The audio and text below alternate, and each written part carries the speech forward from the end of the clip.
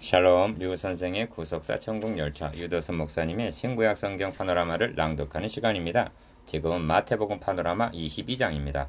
어찌하여 예복을 입지 않고 들어왔느냐? 요절은 12절 가로대 친구여 어찌하여 예복을 입지 않고 여기 들어왔느냐 하니 저가 유구 무언이언을. 22장은 주님께서 예루살렘에 입성하셔서 대적자와 벌인 예루살렘 전투라 표현할 만합니다. 1차로 바리새인들이 공세를 취하고 15절 이들이 패퇴하자 2차로 사두개인들이 공격해옵니다. 23절 이들이 패퇴하자 3차로 율법사가 등장합니다. 34절 율법사가 물러가자 이번에는 주님이 공세를 취하시는 41절 구도입니다. 예수께서 다시 비유로 대답하여 가라사대 하고 1절 시작된 혼인잔치 비유 1절에서 14절은 21장에서 말씀하신 두 아들의 비유와 악한 농부의 비유의 연속인데 어찌하여 유대인들이 하나님의 나라를 빼앗기게 되고 21장 43절 바깥 어둠에 내어 던짐을 13절 받게 되는가에 대한 설명입니다. 이러한 선고를 받은 대적자들이 주님을 올매에 걸리게 하려고 시험한 세 가지 문제는 당시로서는 민감한 사안으로 정치적인 문제와 가이사에게 세를 바쳐야 하는가 하는 문제, 교리적인 문제, 부활이 있는가, 어느 계명이 큰가를 들고 나왔던 것입니다. 이들을 물리치신 주님은 너희는 그리스도에 대해서 어떻게 생각하느냐 하고 반격을 가하십니다. 주님이 제기하신 문제는 저들의 교활한 시험과는 달리 핵심적인 주제인 어찌하여 그리스도가 다윗의 자손인가 하는 문제입니다. 바른 그리스도과는 어찌하여 예복을 입지 않고 들어왔느냐 하신 예복과 불가분의 관계입니다. 그리고 예복 문제는 현대교에 있어서도 쟁점이 되어 있습니다. 이를 세 단원으로 나누어 상고하겠습니다. 첫째 단원 1절에서 14절 천국은 혼인잔치를 베푼 임금과 같다. 둘째 단원 15절에서 33절 성경도 하나님의 능력도 모르는 자들. 셋째 단원 34절에서 46절 그리스도에 대하여 어떻게 생각하느냐. 첫째 단원 1절에서 14절 천국은 혼인잔치를 베푼 임금과 같다. 예수께서 다시 비유로 대답하여 가라사대 1절 1. 천국은 마치 자기 아들을 위하여 혼인잔치를 베푼 어떤 임금과 같으니 하고 2절 혼인잔치 비유를 말씀하십니다. 설교자가 본문을 봉독하면 성도들은 속으로 강건하여 데려다가 내 집을 채우라는 설교구나 합니다. 이처럼 잘 알려진 비유이면서도 그 핵심에서 벗어나 있기 때문에 몇 가지 문제를 제기고자 합니다. 기억, 혼인잔치 비유의 1차 청중은 누구인가? 니은, 그들에게 잔치 비유를 말씀하시는 의도가 무엇인가? 이 비유의 1차 대상자는 대제사장들과 바리새인들이 예수의 비유를 듣고 한 21장 45절 유대 종교 지도자들입니다. 말씀하신 의도는 전도하라는 말씀이 아니라 저들이 진멸받게 된다는 것과 7절 바깥 어둠에 내어 던짐을 13절 받게 된다는 것입니다. 왜 진멸을 당하게 되는가? 임금의 초청을 저희가 돌아보지도 않고 종들을 잡아 능욕하고 죽였기 때문입니다. 5절에서 6절 왜 바깥 어둠에 던짐을 받게 되는가? 잔치 자리에 예복을 입지 않고 들어왔기 때문입니다. 12절 그렇다면 저들이 돌아보지 않았다는 것은 다 아는 사실이나 예복이란 무엇을 의미하는가? 2. 다시 비유로 대답하여 가라사대 한 것은 1절 혼인잔치 비유가 앞에서 말씀한 두 아들의 비유, 악한 농부의 비유의 연속이요 더욱 진전된 내용임을 말씀해 줍니다. 혼인잔치 비유는 비유이기는 하지만 신학적인 많은 문제를 반영해 주고 있습니다. 첫째로 천국은 장사 집과 같은 것이 아니라 혼인잔치와 같다는 것입니다. 주님은 11장에서 세례 요한의 사역을 애곡하는 장례놀이에 주님의 사역을 피리를 부는 잔치에 비유하셨습니다. 11장 17절 율법하에 있던 시대가 어찌하여 장례 집과 같은가? 죄를 범하여 마치 사형언도를 받은 집안 분위기와 같기 때문입니다. 구약의 선지자들은 한결같이 죄로 말미암아 멸망당하게 됨을 애곡하고 있습니다. 그렇다면 주님의 사역이 어찌하여 잔치가 되는가? 멸망이 아니라 사면이요 대속이요 구원이기 때문입니다. 그러므로 복음은 항상 기뻐하라 범사에 감사하라 하는 것입니다. 3. 그런데 이 잔치가 보통 집 잔치가 아니라 임금이 아들을 위해 베푼 혼인잔치라는 것입니다. 잔치를 배설한 임금은 하나님을, 잔치의 주인공인 아들은 그리스도를 상징하고 있습니다. 그러므로 복음은 하나님께서 아들을 통하여 이루어 주신 것입니다. 그래서 바울은 하나님의 복음이라고 말하는가 하면 동시에 아들의 복음이라고 말하는 것입니다. 로마서 1장 1절 9절. 그렇다면 1차적으로 초청을 받은 자는 유대인이요 2차는 이방인들을 할 수가 있습니다. 신부의 언급이 없는 것은 주제가 신부에 있는 것이 아니라 초청에 응하지 않고 거부한 청함을 받은 사람들에 있기 때문입니다. 4. 임금은 종들을 보내면서 청한 사람들에게 이르기를 내가 오찬을 준비하되 나의 소와 살찐 짐승을 잡고 모든 것을 갖추었으니 혼인잔치에 오소서 하라고 4절 초청을 합니다. 모든 것을 갖추었다. 그렇습니다. 복음은 전적으로 하나님께서 모든 것을 준비해 주신 것입니다. 청함을 받은 자들이 보태야 할 것은 아무것도 없습니다. 기쁘고 감사한 마음으로 받으면 되는 것입니다. 받는 것, 이것이 믿음입니다. 비유는 나의 소와 살찐 짐승을 잡았다고 표현하고 있으나 실상은 자기 아들을 화목제물로 삼으시고 준비하신 잔치인 것입니다. 혼인잔치 비유의 중심점 1. 그러면 혼인잔치 비유를 말씀하시는 의도가 어디에 있으며 핵심이 무엇인가? 두 가지입니다. 첫째는 3절에서 6절까지 나타나 있는 그 종들을 보내어 그 청한 사람들을 혼인잔치에 오라 하였더니 오기를 싫어하여 3절 다시 다른 종들을 보내며 혼인잔치에 오라 하였더니 4절 저희를 돌아보지도 않고 하나는 자기 밭으로 하나는 자기 상업차로 가고 5절 그 남은 자들은 종들을 잡아 능욕하고 죽였다 하는 것입니다. 6절 누구들이 그렇게 했다는 것입니까? 유대인 지도자들이 그렇게 한 것입니다. 첫째 원인을 한마디로 요약하면 그리스도를 배척한 죄입니다. 그리하여 임금이 노하여 군대를 보내어 그 살인한 자들을 진멸하고 그 동리를 불사르고 했는데 7절 이는 로마 군대에 의하여 문자적으로 응하여졌던 것입니다. 이 잔치 비유를 말씀하시는 두 번째 의도는 임금이 손을 보러 들어올새 거기서 예복을 입지 않은 한 사람을 보았다는 데 있습니다. 11절 그 사람은 어떤 이유에서건 초청에 응하여 잔치에 참석한 사람입니다. 그렇다면 무엇이 문제인가? 여기에 잔치 비유의 신학적인 핵심이 들어있습니다. 그는 결국 수족을 결박하여 바깥 어둠에 내어 던짐을 받고야 말았습니다. 13절 그는 초청에 응하지 않았다가 진멸을 7절 당한 자들과 같은 결과를 당한 것입니다.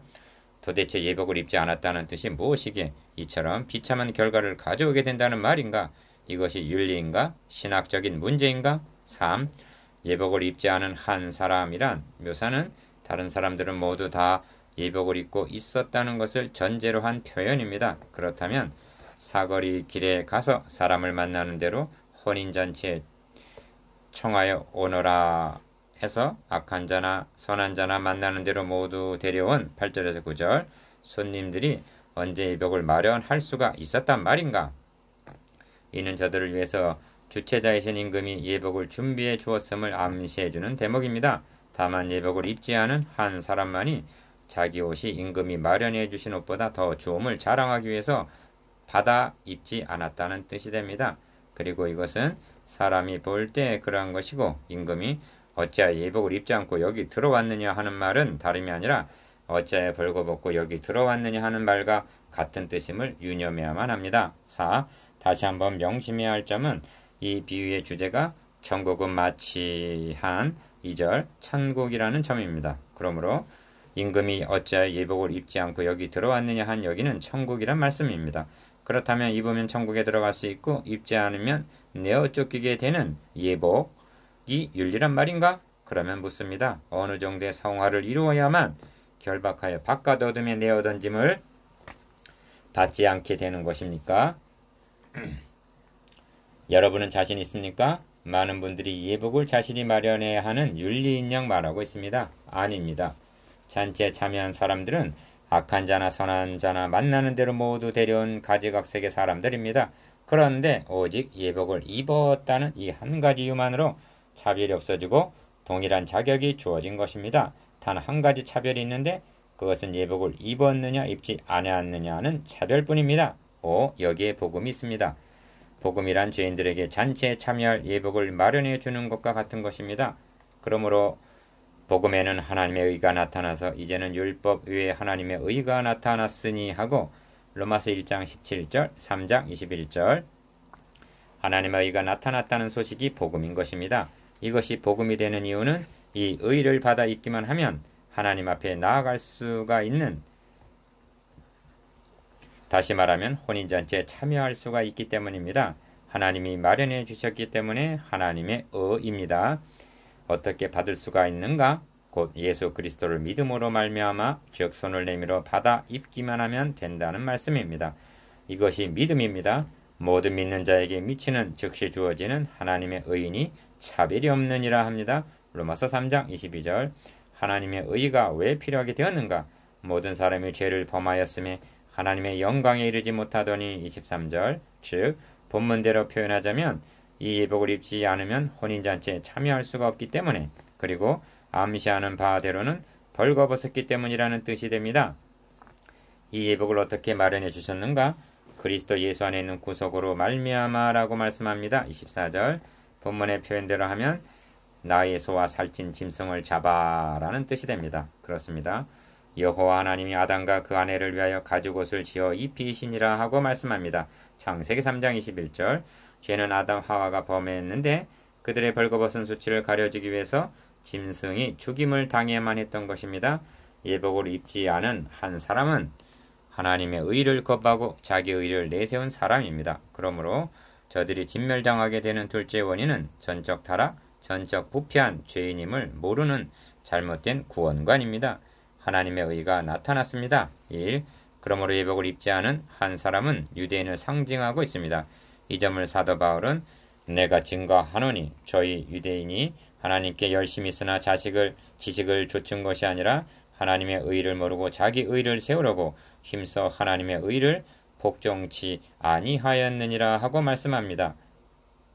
의를 복종치 아니하였느니라, 의를 복종치 의를 받아 입지 아니하였느니라 하고 말씀합니다. 로마서 10장 2절에서 3절 지식을 좇은 것이 아니라 함은 성경대로 믿지 않았다는 뜻입니다. 바울은 하나님의 의가 임기응변으로 나타난 것이 아니라 율법과 선지자에게 증거를 받은 것이라고 말씀합니다. 로마서 3장 21절 율법과 선지자란 구약 성경을 일컫는 말인데 이 복음은 하나님이 선지자들로 말미암아 그의 아들에 관하여 성경에 미리 약속하신 것이라고 말씀합니다. 로마서 1장 2절 이사의 선지자는 대저 우리는 다 부정한 자 같아서 우리의 의는 다 쇠폐함이 잎사귀 같으므로 우리의 제약이 바람같이 우리를 몰아가나이다 하고 이사야 64장 6절 인간의 행위로는 의롭다함을 얻을 수가 없음을 말씀합니다. 그런가 하면 내가 여호와로 인하여 크게 기뻐하며 내 영혼이 나의 하나님으로 인하여 즐거워하리니 이는 그가 구원의 옷으로 내게 입히시며 의의 겉옷으로 내게 더하심이 신랑이 사모를 쓰며 신부가 자기 보혈로 단장함 같게 하셨음이라 하고 이사야 61장 10절 구원의 옷을 하나님이 만드셔서 입혀주셨다고 기뻐하며 즐거워합니다. 이것이 바로 하나님께서 우리를 위해서 마련해 주신 예복입니다. 3. 이 두 가지 원인, 즉 혼인잔치에 우선적으로 초청을 받았으나 돌아보지 않은 것과 하나님께서 마련해 주신 의의 예복, 즉 복음을 거부했기 때문에 바깥 어둠에 내어 던짐을 받게 되는 것입니다. 13절 그렇다면 현대교회 실상은 어떠한가? 라오디게아 교회는 나는 부자라 부요하여 부족한 것이 없다 하고 자부했으나 주님이 보시기에는 너의 곤고한 것과 가련한 것과 가난한 것과 눈먼 것과 벌거벗은 것을 알지 못하는도다 하십니다. 계시록 3장 17절 이렇게 말씀하시는 주님은 문 밖에 서서 두드리고 계십니다. 부자교회 라오디게아 교회가 왜 이 지경이 되었는가? 강단에서 복음이 사라지게 된 연고입니다. 4. 이상 말씀드린 바를 바울의 경우를 들어 조명해 보시면 그 의미가 더욱 분명해집니다. 바울은 율법의 의로는 흠이 없는 자로라 자부하던 자입니다. 빌립보서 3장 6절 그랬던 바울이 오라 나는 공고한 사람이로다 이 사망의 몸에서 누가 나를 건져내려 하고 로마서 7장 24절 자력구원의 불가능성을 깨닫고는 내가 가진 의 예복은 율법에서 난 것이 아니요 오직 그리스도를 믿음으로 말미암은 것이니 곧 믿음으로 하나님께로서 난 의라 하고 빌립보서 3장 9절 고백하기에 이른 것입니다. 5. 바울은 우리를 향해 사람이 의롭게 되는 것은 하고 문제를 제기합니다. 어찌하여 화두가 절실한 것인가? 의롭게 되어야만 의로우신 하나님 앞으로 돌아갈 수가 있고 본문의 표현대로 하면 혼인잔치에 참여할 수가 있기 때문입니다. 그런데 이 의가 율법의 행에서 난 것이 아니요 오직 예수 그리스도를 믿음으로 말미암는 줄 아는 고로 우리도 그리스도 예수를 믿나니 이는 우리가 율법의 행에서가 아니고 그리스도를 믿음으로써 의롭다함을 얻으려 함이라. 율법의 행위로서는 의롭다함을 얻을 육체가 없느니라 하고 갈라디아서 2장 16절 단언하고 있습니다. 이 점이 예수를 믿어야 하는 이유이고 그러므로 다른 이로서는 구원을 얻을 수 없나니 천하 인간의 구원을 얻을 만한 다른 이름을 우리에게 주신 일이 없음이니라 말씀하는 이유입니다. 사도행전 4장 12절 6. 바울이 율법의 행위로서는 의롭다함을 얻을 수가 없었다면 우리도 더욱 불가능한 것입니다. 현대교회는 잘못된 두 가지 사조가 있습니다. 첫째는 예수 그리스도의 대속교리를 부정하는 자들입니다. 이를 도살장의 신학이라고 조롱합니다. 그들은 칭의 교리도 부정합니다. 이들은 예복을 입지 않고 잔치에 참여하려는 자들입니다. 둘째는 라오디게아 교회가 벌거벗은 상태가 된 원인을 성화로 보고 있는 해석입니다. 즉 신학적인 문제를 보지 않고 윤리로 해석하고 있는 것입니다. 즉 예복, 벌거벗은 수치를 자신이 마련해야 하는 양 말하는 것입니다. 왜 이렇게 되었느냐 하면 하나님이 이루어주신 복음에 초점을 맞추고 있는 것이 아니라 인간이 해야 할 교훈에 강조점을 두고 있기 때문입니다. 실천 윤리를 강조하는 것은 바람직한 일이지만 이것이 신율법주의가 되어 성도들을 정죄하고 결박한다면 이는 다른 복음이 되고 마는 것입니다. 왜냐하면 그리스도 예수 안에 있는 자에게는 결코 정죄함이 없나니 이는 그리스도 예수 안에 있는 생명의 성령의 법이 죄와 사망의 법에서 너를 해방하였음이라. 율법이 육신으로 말미암아 할 수 없는 그것을 하나님은 하시나니 그 죄를 인하여 자기 아들을 죄 있는 육신의 모양으로 보내어 육신의 죄를 정하사. 로마서 8장 1절에서 3절 마련해 주신 칭의 교리를 무력화시키기 때문입니다. 결국 철학은 동색이란 말과 같이 대속교리를 부정하는 자유주의 사조와 복음을 제쳐놓고 교만을 강조하는 신율법주의는 같은 노선이 되고 마는 것입니다. 자기 의의를 세우려는 자들. 1. 이에 종들에게 이르되 혼인잔치는 예비되었으나 청한 사람들은 합당치 아니하니 하십니다. 8절 그러면 혼인잔치 즉 하나님의 구원 계획을 포기하거나 취소하신다는 말인가? 아닙니다. 사거리 길에 가서 사람을 만나는 대로 혼인잔치에 청하여 오너라 하십니다. 9절 이 말씀의 의도도 전도에 있는 것이 아니라 하나님의 구원 계획은 기어코 이루시고야만 한다는 주권적인 의지를 나타내심입니다. 2. 부자 청년의 질문 19장 16절에서 22절 베드로의 질문 19장 27절 포도원 품꾼 비유 20장 1절에서 16절 예복을 입지 않은 사람 22장 11절에서 12절 여기에는 공통점이 있습니다. 천국을 자신의 노력이나 공로로 들어가는 양 생각하고 있다는 점입니다. 이런 경향은 믿은 지 오래된 사람, 직분자, 열심히 일한 사람 등에서 나타날 수가 있습니다. 그러므로 주님은 먼저 된 자로서 나중되고 나중된 자로서 먼저 될 자가 많으니라 하시는 것입니다. 19장 30절, 20장 16절 주님은 결론을 청함을 받은 자는 많되 택함을 입은 자는 적으니라 하고 마치십니다. 14절 광야교회 때도 청함을 받은 사람 즉 출애굽한 사람은 많았습니다. 그러나 택함을 받은 사람 즉 가나안에 들어간 자는 여호사와 갈렙뿐이었습니다. 성경은 이로보건대 저희가 믿지 아니함으로 능히 들어가지 못한 것이라 하고 히브리서 3장 19절 불신앙 때문이라고 말씀합니다. 순종과 믿음은 둘이 아니라 동전 앞뒤와 같은 하나입니다. 이제도 교회에 출석하는 사람은 많지만 택함을 받은 사람은 적을 수가 있습니다. 그럴 경우 다시 말하면 천국에서 쫓겨나게 될 경우 변명할 말이 있습니까? 유구무원이오늘이라고 말씀합니다. 12절 왜 그렇습니까? 복음을 알면서도 믿지를 않았기 때문입니다. 증거하지 않았기 때문입니다. 3. 이에 대한 시금석은 강단에서 이 칭의 교리가 힘있게 증거되고 있는가 여부를 보면 알 수가 있습니다. 루터는 그 교회가 서 있는 교회 그 교회가 서 있는 교회인가 아니면 넘어지는 교회인가의 여부는 층의 교리에 서 있는 여부를 보면 안다고 말했습니다.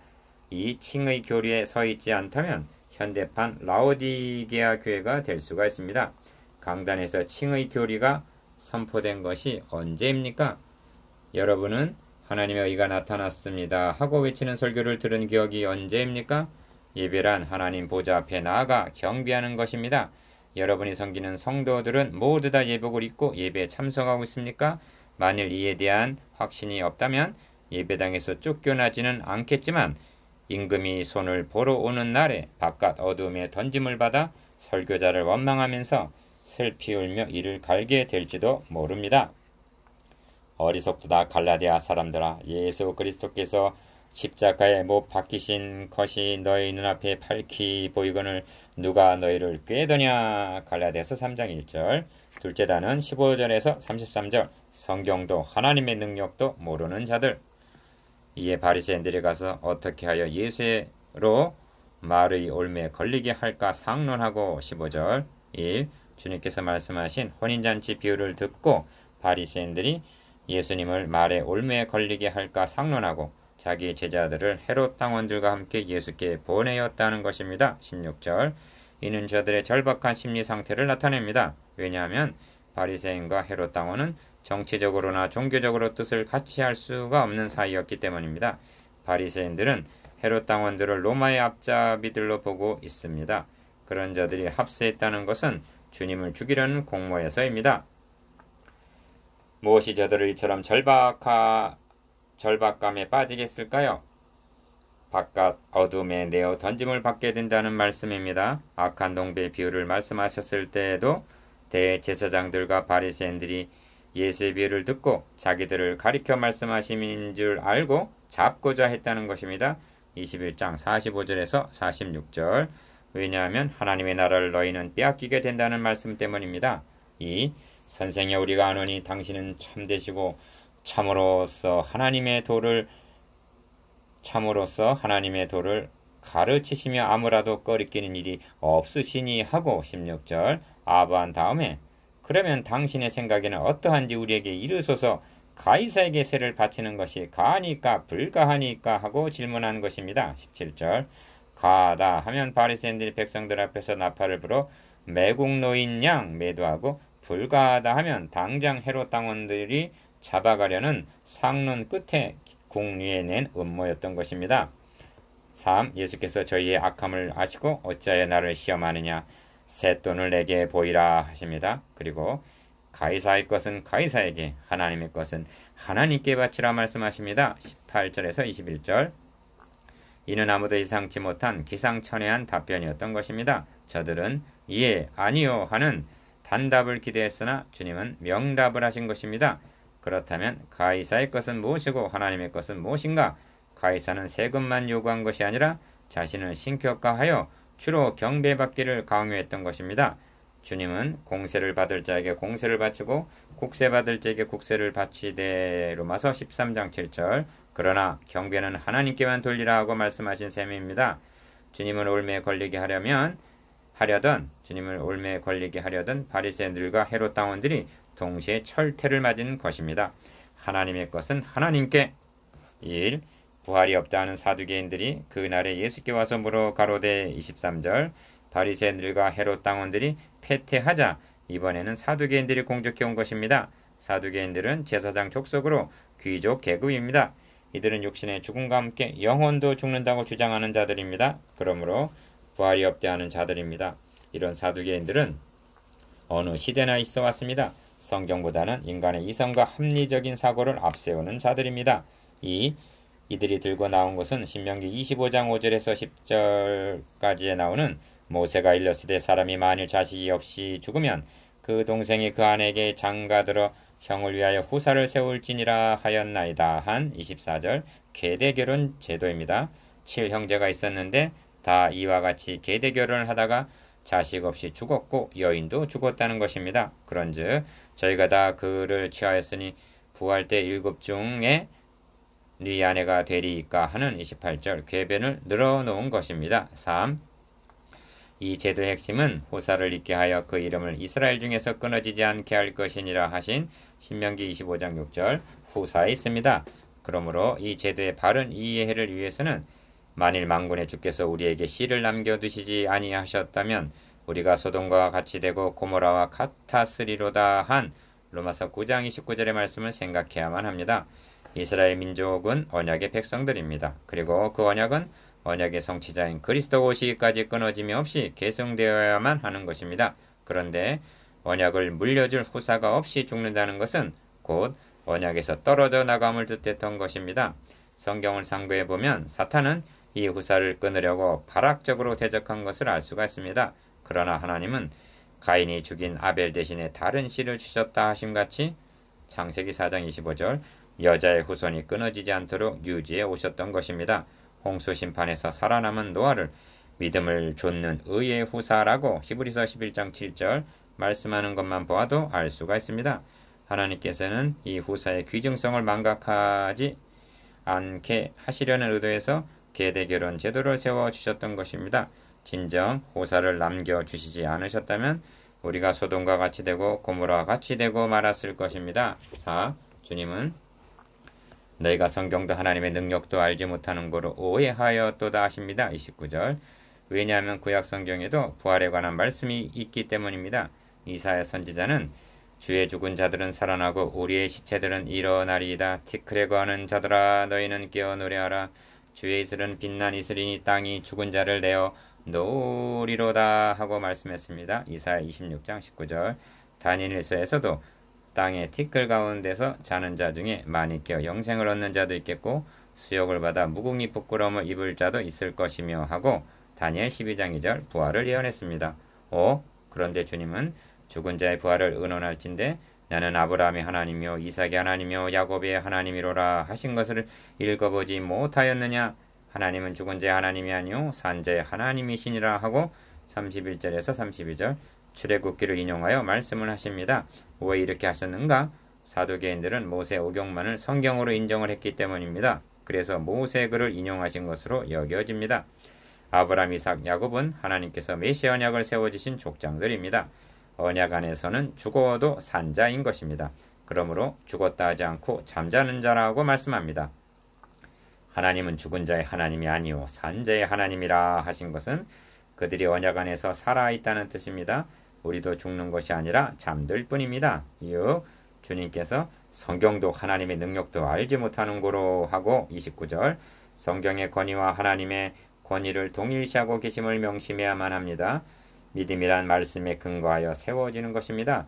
그런데 성경을 믿지 못한다면 믿음도 헛것이 되고 하나님의 권위도 인정을 하지 않는 것이 되는 것입니다. 그런데 오늘날은 성경 위에 올라타려고 하는 자들이 있습니다. 그리하여 인간의 이성으로 성경을 재단하려 합니다. 이런 자들이 교회 밖에 있는 것이 아니라 내부에 그것도 신학교 교수가 되어 목회자들을 양성하고 있다니 통탄할 노릇입니다. 7. 어찌하여 이런 오리에 빠지게 되는가? 성경이 한 분 성령에 의하여 기록된 한 편의 구속사임을 인식하는 데 실패했기 때문입니다. 성경은 신구약 2권도 더욱이나 66권이 아닙니다. 오직 예수 그리스도의 구속의 은총으로 말미암아 구원 얻게 된다는 한 주제를 다루고 있는 한 권의 책입니다. 그러므로 성경에는 건물의 골조와 같은 뼈대가 있습니다. 창세기로부터 계시록까지 관통하고 있는 일관성과 통일성이 있습니다. 이를 가리켜 영원부터 만물을 창조하신 하나님 속에 감추었던 비밀의 경륜이라고 말씀합니다. 에베소서 3장 9절 그런데 오늘날은 성경을 단편적인 명언집이나 유인전기처럼 취급하기 때문에 오류에 빠지게 되는 것입니다. 이것이 성경도 하나님의 능력도 알지 못하는 자들입니다. 우선적으로 그들이 거듭 났는가를 의심해 보아야만 합니다. 왜냐하면 육에 속한 사람은 하나님의 성령의 일을 받지 아니하나니 저에게는 미련하게 보이며 또 깨닫지도 못하나니 이런 일은 영적으로라야 분변함이니라 하고 고린도전서 2장 14절 말씀하기 때문입니다. 셋째 단원 34절에서 46절 어찌 다윗의 자손이 되겠느냐. 예수께서 사두개인들로 대답할 수 없게 하셨담을 바리새인들이 듣고 모였는데 34절 1. 그 중에 한 율법사가 예수를 시험하여 묻되 합니다. 35절 사두개인이 패퇴하자 다시 바리새인들이 공세를 취한 것입니다. 선생이여, 율법 중에 어느 계명이 크니이까 하고 36절 질문을 합니다. 이는 쉽고도 어려운 질문이라 할 수가 있습니다. 왜 이런 질문을 하셨을까? 시험하여 묻되 35절 하반절라고 한 것을 보면 주님의 실력을 테스트한 것으로 여겨집니다. 과연 율법사다운 시험입니다. 이 너의 마음을 다하고 목숨을 다하고 뜻을 다하여 주 너의 하나님을 사랑하라 하셨으니 이것이 크고 첫째 되는 계명이요 하고 답변하십니다. 37절에서 38절. 이는 신명기 6장 5절의 인용입니다. 둘째는 그와 같으니 너의 이웃을 너의 몸과 같이 사랑하라 하셨으니 합니다. 39절. 이는 레위기 19장 18절의 인용입니다. 이 두 계명이 온 율법과 선지자의 강령이니라 하십니다. 40절. 성경의 양이 방대하지만 이를 요약하면 하나님 사랑과 이웃 사랑이라는 것입니다. 그 안에 다 들어있다는 뜻입니다. 그러므로 죄도 하나님과의 관계에서의 죄인 경건치 아니함과 이웃과의 관계에서의 죄인 불의 로마서 1장 18절 두 가지로 요약이 되는 것입니다. 3. 그런데 여기에는 우선순위가 있습니다. 우선은 하나님 사랑입니다. 죄에 있어서도 경건치 아니함이 먼저입니다. 하나님을 사랑하여 경건한 삶을 살아가기만 한다면 이웃을 사랑하게 되고 의로운 삶을 살아가게 된다는 말씀입니다. 주님을 시험하려 했던 율법사는 이 말씀을 들으면서 어떤 마음이 들었겠는가? 주님 앞에서 자신이 시험을 당하고 있음을 깨달았을 것입니다. 주님은 율법사에게 이렇게 말씀하신 셈입니다. 너는 너의 마음을 다하고 목숨을 다하고 뜻을 다하여 주 너의 하나님을 사랑하고 너의 이웃을 너의 몸과 같이 사랑하고 있느냐? 자신을 시험한 율법사 1. 이제까지 주님은 공적을 당하기만 했습니다. 그런데 한 가지 질문을 던지십니다. 그 주제가 무엇인가? 너희는 그리스도에 대하여 어떻게 생각하느냐? 네 자손이냐? 하신 42절 상반절 그리스도론입니다. 그들은 아주 쉬운 문제를 여겼을 것입니다. 그리하여 즉시 다윗의 자손이니이다 하고 대답합니다. 42절 하반절 문제는 이렇게 질문하시는 주님의 의도가 무엇인가에 있습니다. 그들은 그리스도를 다윗과 같은 왕 이스라엘을 회복할 정치적인 지도자로 잘못 인식하고 있었기 때문입니다. 그리하여 제자들까지도 좌우 자리를 놓고 다투었으며 부활하신 후에도 주께서 이스라엘을 회복하심이 이때이니까 하고 물었던 것입니다. 사도행전 1장 6절. 이는 성경도 하나님의 능력도 모르고 오해했기 때문입니다. 2. 그러면 다윗이 성령에 감동하여 어찌 그리스도를 주라 칭하여 말하되 주께서 내 주께 이르시되 내가 너의 원수를 너의 발 아래 둘 때까지 내 우편에 앉았으라 하셨도다 하였느냐? 다윗이 그리스도를 주라 칭하였은즉 어찌 그의 자손이 되겠느냐 하십니다. 43절에서 45절. 이는 아무도 생각지 못했던 점입니다. 그리스도가 다윗의 자손이라는 말은 맞는 말이면서 틀리는 말이기도 했던 것입니다. 왜냐하면 육신이로는 다윗의 혈통에서 나셨지만 로마서 1장 3절 그의 근본은 상고의 태초에니라